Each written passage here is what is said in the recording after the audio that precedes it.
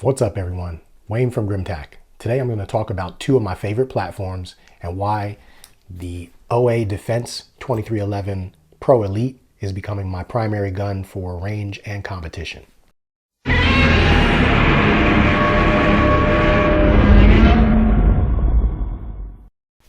This is my Staccato P. Great shooting gun. Out of the box, it shot about 4 pounds on the trigger and it was very smooth. Nothing revolutionary, just a very good shooting gun. It's heavy because it's steel framed, and I sent it out to Vulcan Machine Works. They did a trigger job on it when I sent them the Infinity trigger and ignition system, including the hammer. They also did their patented Ignis porting system on it. So now it pulls around 2.2 pounds. It's flat as a board. It's a far cry from what it was when I got it stock, but there's also a significant cost associated with this. So it's a great gun and it shoots phenomenal. But what are the drawbacks about this thing? First, I'm approaching the 5,500 round mark.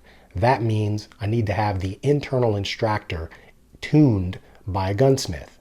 Now, tuning the internal extractor on a 1911 style pistol is not really an objective metric of how far you need to bend it to get it into spec.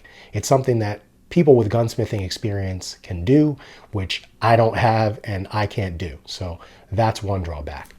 The other is the magazines. Staccato has done a great job of improving over STI's previously unreliable magazines in terms of their feeding and requirement for tuning.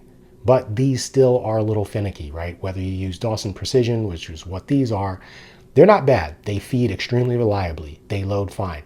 They don't always drop free. So I've got electrician's calipers to make sure that the tolerance on the feed lips stays in spec.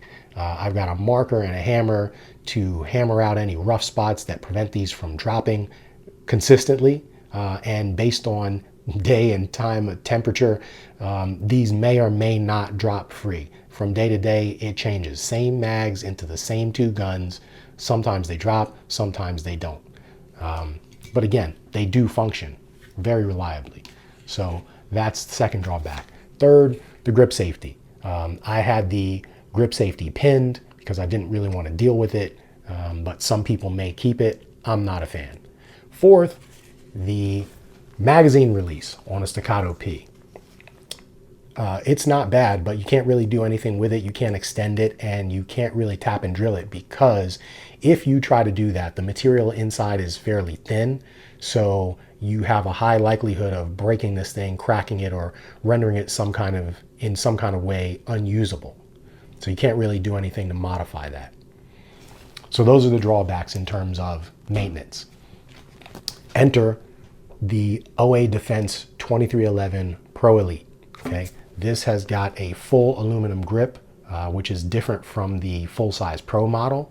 It's still a 5-inch barrel. It's still got the slide cuts. It's still ported out of the box, but the aluminum grip makes a huge difference in my opinion. And here's why. First of all, the way it's textured, it feels like some kind of medieval weapon. It's very, very aggressive. No matter whether you're wet, sandy, or dirty, it's not going to slip out of your hand under no circumstances. If you feel this thing, you'll know exactly what I'm talking about.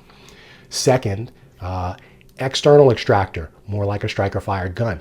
Easy to maintain, easy to replace, not a big deal. You don't have to worry about tuning it to spec or anything like that. Third, it's already ported. Now, for some people, this might be a drawback to say, oh, well, now you've turned this into an open gun if you're a competition enthusiast. But it's a great shooting gun overall. And these are enhancements that you would probably make to a 1911 or 2011 style pistol to make it shoot flatter and better. If you don't like this, you can always go with a non-ported barrel, which I have one on the way from OA Defense, so I can compete in multiple different divisions. I don't necessarily want to go open with this. I don't have to. It's not a deal breaker. Third, OA guns take SIG P320 magazines. So although they are hammer fired, not striker fired guns with, I'll mention, no grip safeties, right? That's something that it seems like no one is really crazy about. So they just went ahead and removed it instead of having you to pin it aftermarket. They took that out of the design inherently. P320 magazines. These are great. They're more durable. They're more reliable. They're a little rougher, right? If you get some dirt on these, you can still put them in the gun. They'll still run. You put some dirt on a Staccato magazine and you're likely to see some malfunctions or see some moaning and groaning from the gun. You've got to wipe them down and they've got to be extremely clean to function properly. These, not so much. OA now has a relationship with Magpul where they're supplying these stainless AMAGs with OA guns and they drop freely. I've never had a problem with these. I'm about 650 rounds into the Pro Elite.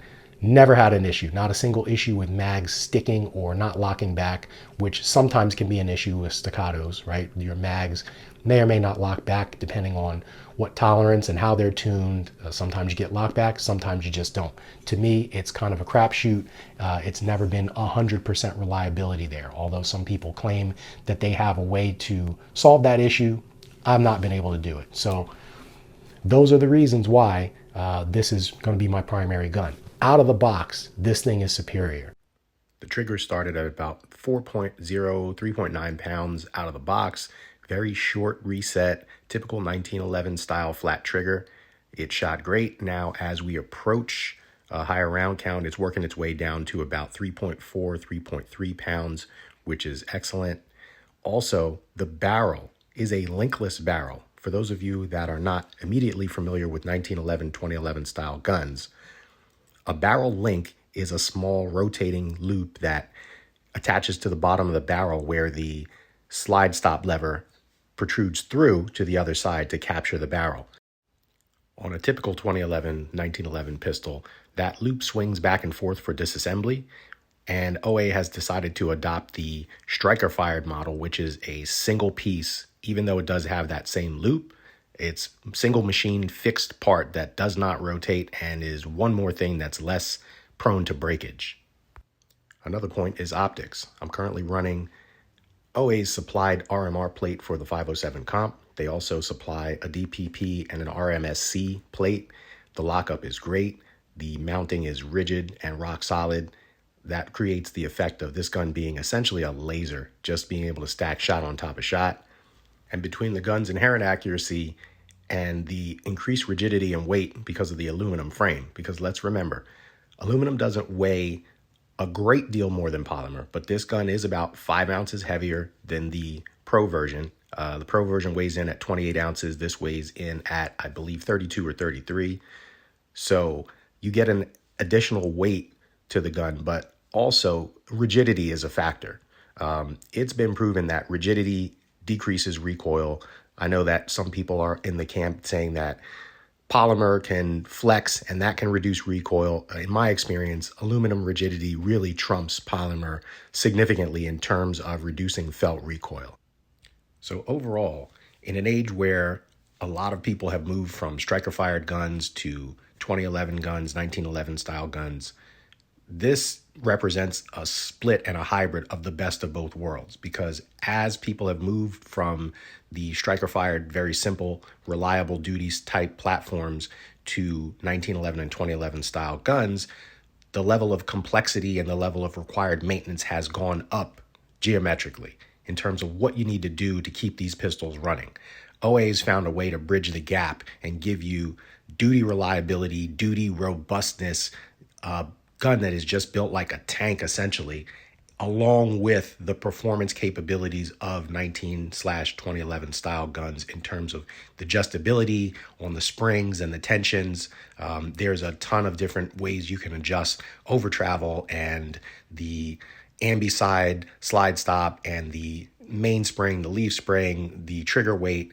It's just got a ton of capabilities, but they're buried deep in the gun in a great way so that they're not exposed to elements, not exposed to places where they could be prone to break, just like the external extractor.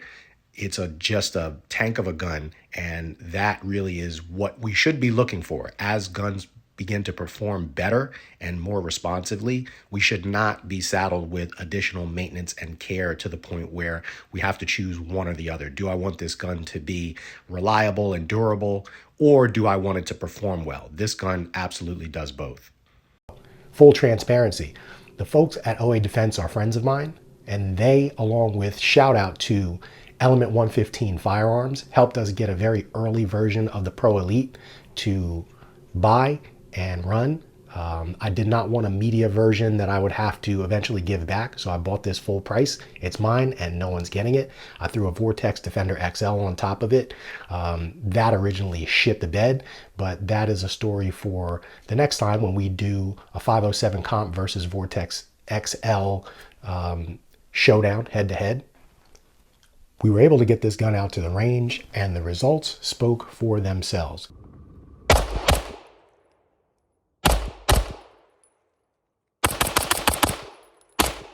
It shoots phenomenal. It's accurate, it's flat, it's everything you would expect a full metal gun to be.